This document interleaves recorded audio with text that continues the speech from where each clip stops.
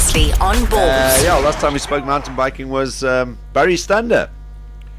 And yesterday I sort of posed the question, so why was Greg not at the Olympic Games? But then I was corrected, Greg, in that you just plummet down very steep hills. Is that? Sorry, I couldn't really hear you. You broke up a bit. No. Well, okay, I think maybe your phone did. I'm just saying, yesterday we were just saying, okay, Greg Minnaar wins the biggest prize in mountain biking prize around. And I was saying, where were you at the Olympics? And someone cleared it up for me and said, no, you basically just plummet down steep hills on that bike. Yeah, downhill's not an Olympics. It's not really a traditional sport. More new age, kind of extreme sport rather than run-of-the-mill Olympic kind of discipline. Yeah, listen, that Olympic didn't look run-of-the-mill to me. It looked like tough work. But we got your video as well that I think we're going to be playing in while we chat to you here today. But welcome to Ballz Radio. Nice to chat to you. And yeah, thanks for having me, guys. And thank your Twitter mates, because yesterday morning I woke up and someone was bitching about the fact that not one member of the media or press or print media or anybody had acknowledged the fact that you'd won this biggest world event. When was it? Over the weekend? Sunday. Yeah, you're right. I'm kind of accustomed to it. South Africa is a little bit behind the times on most things, and although I haven't had much South African media, I've been flat out here in Europe. It's just been non-stop between press in America and press here in Europe. So it's kept me on my toes. Got me out of bed early this morning and and yesterday. So. Well, it's awesome stuff, and we're glad to chat to you today as well, because I said to Johnny immediately, get on it and let's chat to Greg. So now tell us, first of all, I'm having a look at just the sort of start of the video there, and I do notice the pylon of what would be the top of a ski lift, right? So, I mean, you basically are plummeting down these, what people would normally ski down in winter, right?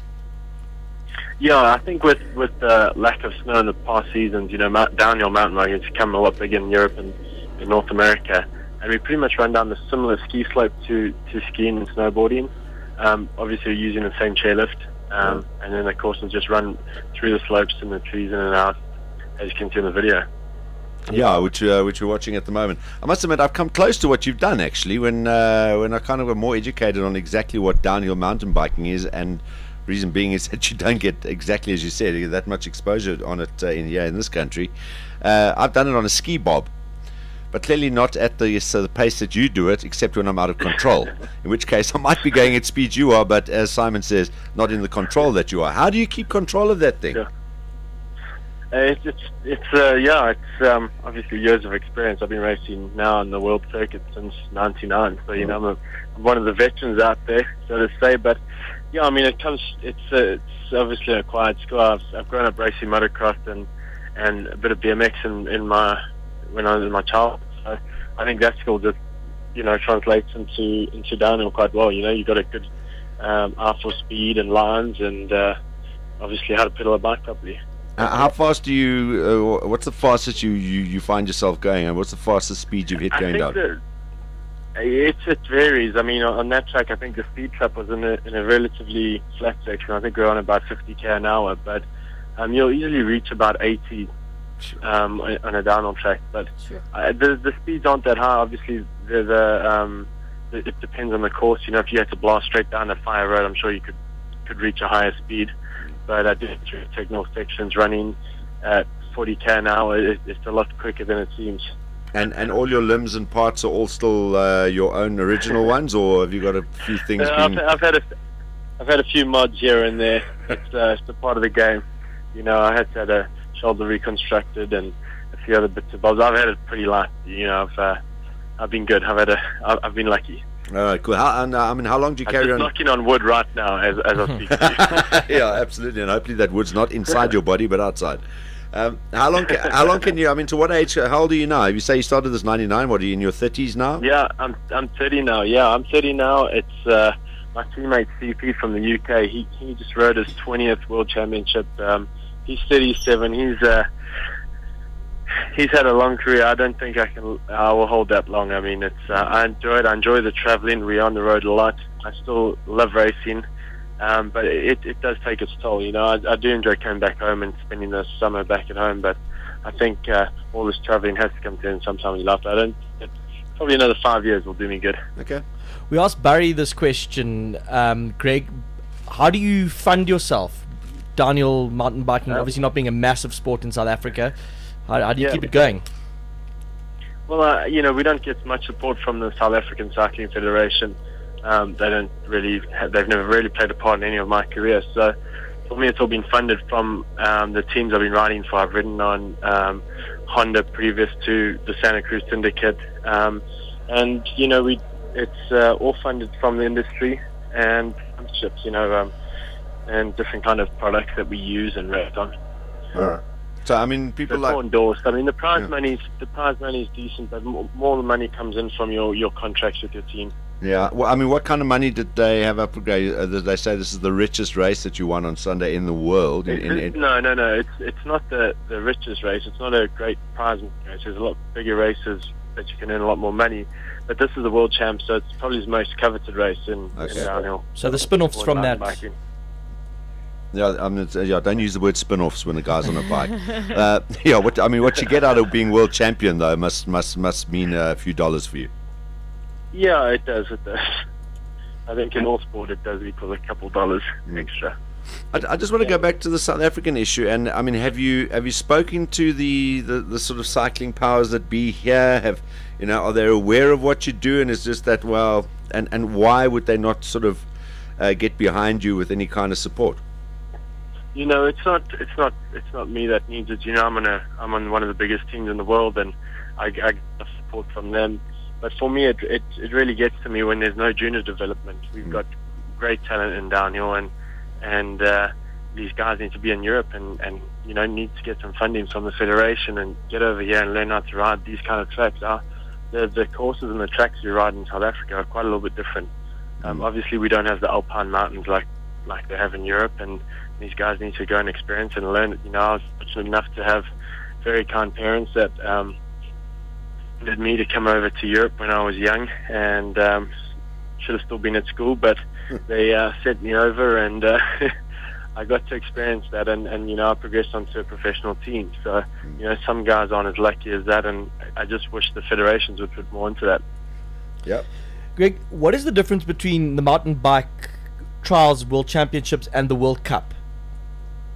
So it's kind of confusing. No one really gets it. The world championships, the mountain bike world championships and trials world championships is one-off race. It's one race every year. If you win this race like I have now, you've got to wear this rainbow striped jersey for the following season in every UCI event. The World Cup Series is 8 races around the world on different tracks, and you accumulate points, kind of like the Formula One series. So, to me, I've grown up in motorsport, and to me, it's way more prestigious to win a World Cup, because you're showing you the best rider throughout the season. And World Champs, you can get a little bit lucky, but I've won the World Champs twice, I've won the World Cup 3 times, but I've found it a lot harder to be good on that one day. It's a lot harder to do that than to be good throughout a season. You could also take part in gay pride marches now while you've got that jersey. Well, I stay in San Francisco through the... Lekker. Well, there we go. I'm a bit nervous going back. Wear it with pride, boy. What's next up for you? Well, I've got a week here. I'm in Innsbruck in Austria. You lucky bastard. It's amazing. I'm just looking at the city. It's pretty cool. But we've got you must go see you must go see the Golden Roof in He's Innsbruck. probably seen all of it. This is where he does his stuff. I mean, he goes to some of the most beautiful spots in the world.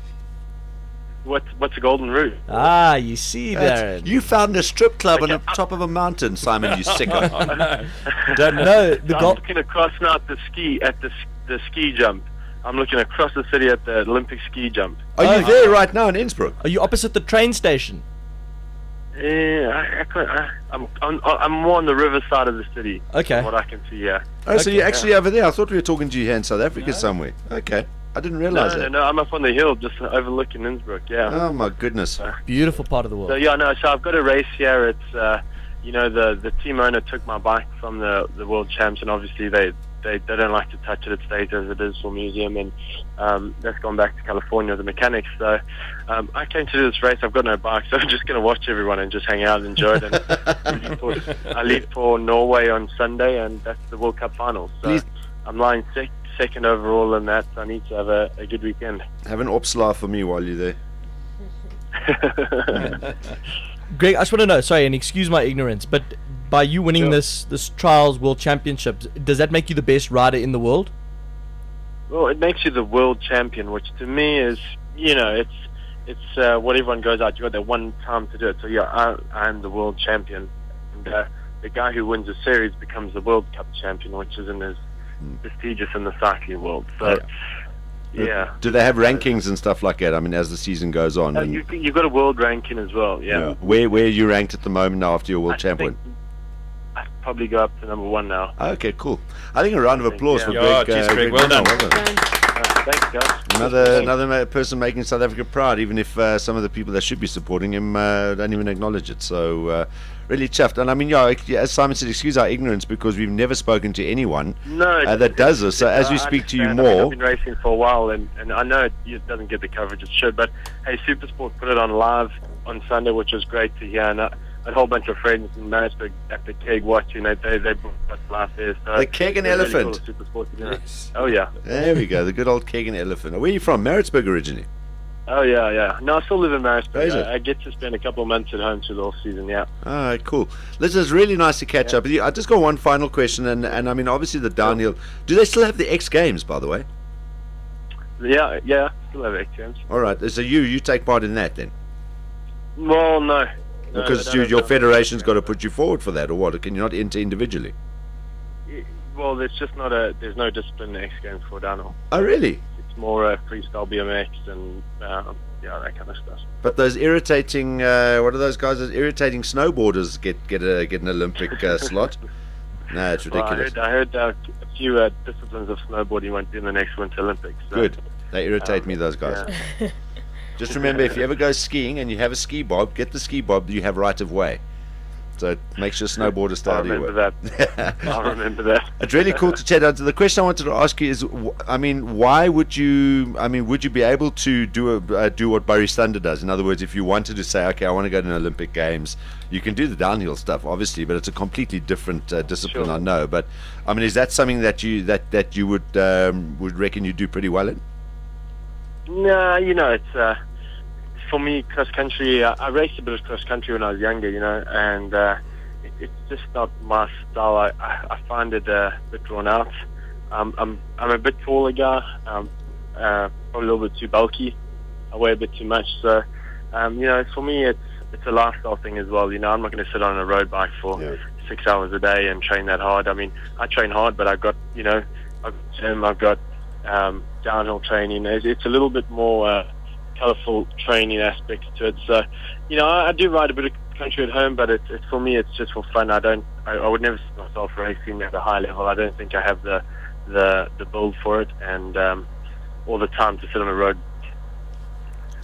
Well, listen, it's lucky to catch up with you, Greg. Enjoy Innsbruck there in Austria, and good luck for the rest of your year. And please keep us updated. We're at Ballz Radio on Twitter, so even if you just tweet and let us know, keep people posted on what you're up to, and we'll happily follow your progress. Because it's really, really fascinating chatting to you. And as I say, pleasant surprise yesterday morning when I woke up and found out we had another world champion. So very cool. Great, thanks, guys. Thanks a lot for the call. All the best, Greg. Cheers, Greg. man. Bye bye. That's it. Ciao. Bye.